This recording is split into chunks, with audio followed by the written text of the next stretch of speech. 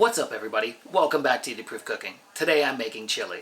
Now chili is one of those foods that the end result is really dependent on how much effort you want to put in. You can use simple ingredients, a couple of vegetables, some ground beef, and there you go. Or you can make your own chili paste, which I'll show you how to do with dried up chilies.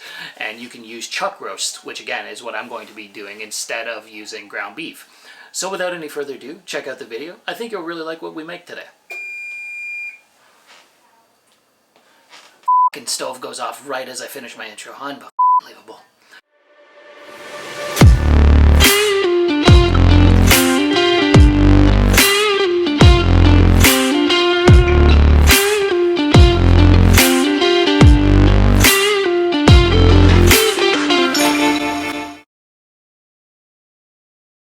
So let's talk about upping your chili game. The first step in doing so is using your own dried chilies to make a paste.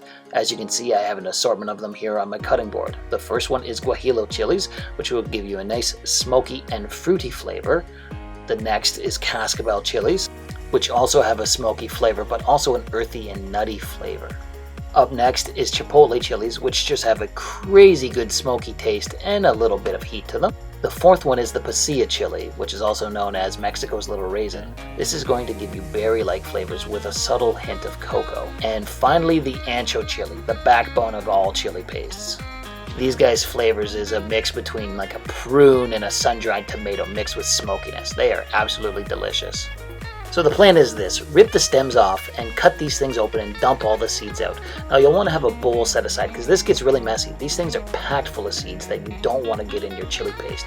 From there, rip them up into small little pieces and throw them in a frying pan like I've done here.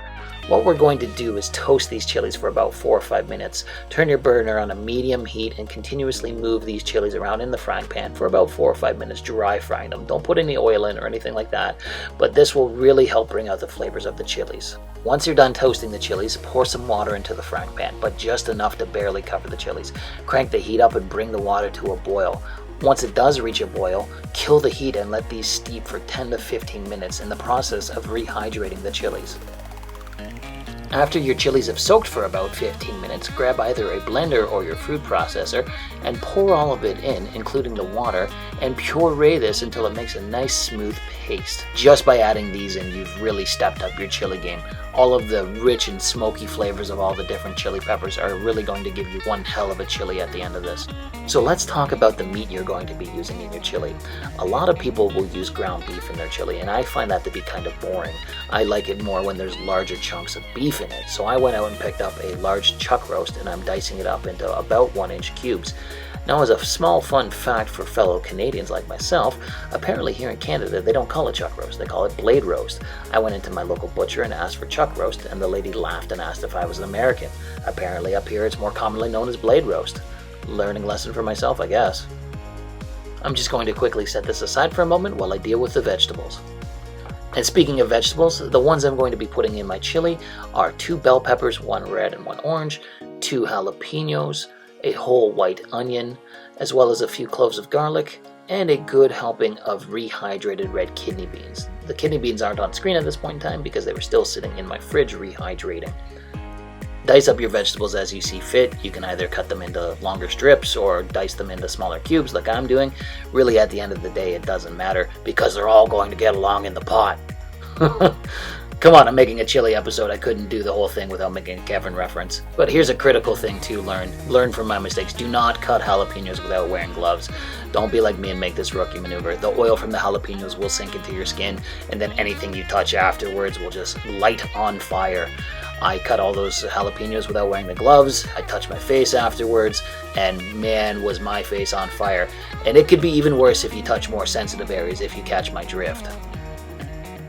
One other vegetable I forgot to mention is tomatoes. I'm going to be putting 3 Roma tomatoes in. I'm dicing them up into smaller cubes. Now this is entirely optional, same with the other vegetables really. A lot of people, including myself, don't like tomatoes, but when you add them into a chili, it cooks off that raw tomato taste. Really the only reason why I'm adding them is because my wife asked me to add them. Alright, back to the meat. Grab your Dutch oven or whatever else you're going to be using to cook your chili.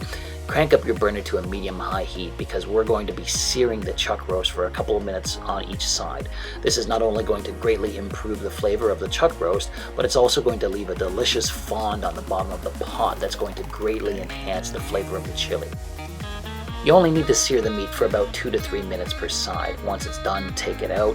Now I'm doing it in 2 batches because it was just too much to do in one single batch. After it's done, take it all out, and now you can see, like I said, there's a nice fond that's developed on the bottom of the pot. Up next, grab your vegetables and dump them into the pot. You'll also want to include about 3 to 4 cloves of freshly crushed garlic.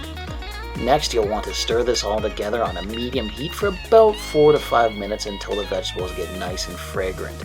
Once they do, grab yourself a can of whatever beer you like. I'm using a dark ale, and pour in about half the can's worth and stir around and scrape the bottom of the pot to lift the fond off. This is called deglazing it. Up next, grab your freshly made chili paste and dump that in. Give it a quick stir around with everything, and then add in your freshly cut Roma tomatoes. Give that a quick stir as well. Now this is completely optional, but I'm adding in 2 to 3 tablespoons of tomato paste. I think it'll greatly increase the flavor. Up next, add in your kidney beans. Now I rehydrated those for about 24 hours in water because they were dried before. Up next, drop in your chuck roast into the pot and make sure to include any drippings that came off of it. It'll only increase the flavor of the chili. And then add in 3 to 4 cups of chicken stock. Now if you're like me and didn't have homemade chicken stock lying around, the box stuff will work just fine. Add in a few pinches of kosher salt and freshly cracked black pepper for taste, and you're good to go. Cover and let simmer for about 3 to 4 hours, and then you have yourself some chili. Oh shit, I forgot about the spices. Add in 2 to 3 tablespoons of ground oregano, 1 tablespoon of ground cumin, and 2 to 3 tablespoons of brown sugar. Mix that all in, and then simmer for 3 to 4 hours covered, and then you have yourself some chili. Completely forgot about the spices there for a second. After 4 hours, mine came out looking like this. I was a little bit nervous to spill this. Fortunately, I don't have any carpet and I wasn't wearing a suit. But oh my god, does this ever smell good and look delicious too. So let's go in and try a taste test. I know I'm trying it when it's piping hot. Probably not the wisest thing to do, but I couldn't help myself. This looks fantastic. Look at all those nice little meat cubes in there, and the vegetables just, oh, the color on this thing is gorgeous. I'm just going to top this off with a little bit of shredded cheese. I think that'll go along really well. And then I'm also going to put a dollop of sour cream on top as well. Both just great additions to chili. Going in for the first bite, and it is fantastic. This is honestly the best chili I've ever tried. I've never been a huge fan of chili. I've always eaten it, but I've never been a huge fan of chili. And this is honestly the best chili I have ever had. All of the rich and smoky flavors of the different chili peppers I put in. The chuck roast is basically falling apart. It's so tender. This is just fantastic. I highly recommend you try making something similar. As you can see from the video, it doesn't take much to really up your chili game. You can make a bland chili like everybody else, or you can put a little bit of extra effort in and make one hell of a chili. Because let me tell you, this chili I made was one hell of a chili.